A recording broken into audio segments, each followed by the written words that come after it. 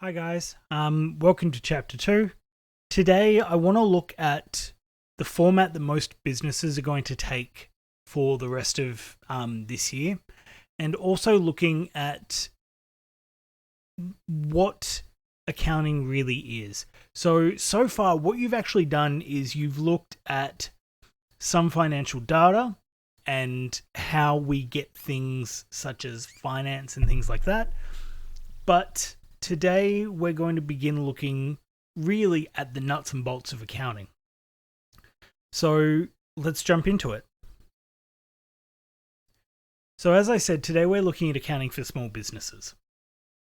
So most small businesses that we're going to see during this course will have one owner. The owner will also be the manager of the business. The turnover of these businesses will be comparatively small to others. It will have few, if any, employees. So in this situation, the role of an accountant can be quite varied. It could be that we are looking at a business proposal of some kind. We could be asked to design an accounting system for the owner. We could be asked to help with their taxation, whether it be GST or anything like that. We might be asked to help them look at buying and selling on credit. And we could be looking at different sources of finance for them. The accounting process as a whole comes into the following 4 steps. So we start with our business documents. This is just raw data that if we needed to look through it would take a very long time and we couldn't draw very good conclusions from it. So what we do is we input that data into accounting records. We create financial reports, and with those financial reports we make different financial decisions. The reports that we make and the decisions that we make will depend on the users of these reports. So it could be management, it could be bankers or lenders of any kind. It could be our suppliers of different goods and services, particularly if they're looking to extend credit to us. Or it could be different government departments like the ATO. Now, qualitative characteristics. We have 2 different frameworks when it comes to accounting. The first is the qualitative characteristics. Now, pardon me. In terms of an acronym, there isn't really a great one. So you kind of just need to remember these, but I'll go through some possible acronyms at the end. The first thing is that our information should be timely. Okay? So timeliness means that information is produced in a time frame that it's still actually useful to us. There's no point in getting information 6 months after we needed to make a decision. It needs to be understandable to the user of the report.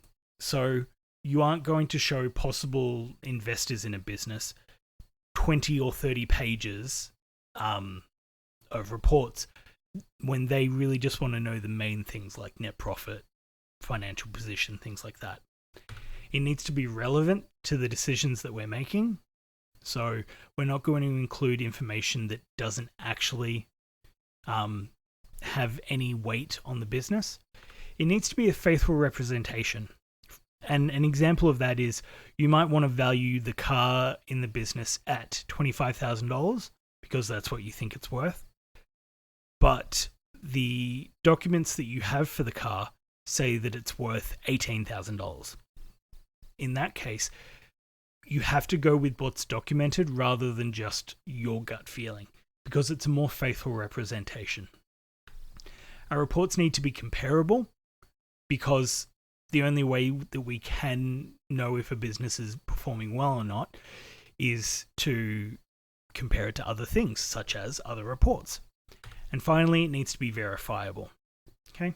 So you can see here, a possible acronym is TERF-CV. Okay? So again, it's not great, but TERF-CV is pretty much the only one that we have for the qualitative characteristics. So, as I said, these are what the different characteristics are. You can feel free to pause the video now and take in the definitions. Okay.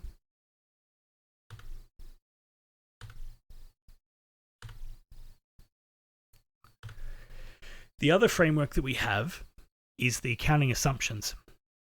And these are assumptions that we make about every single business. Okay? The first one is the period assumption.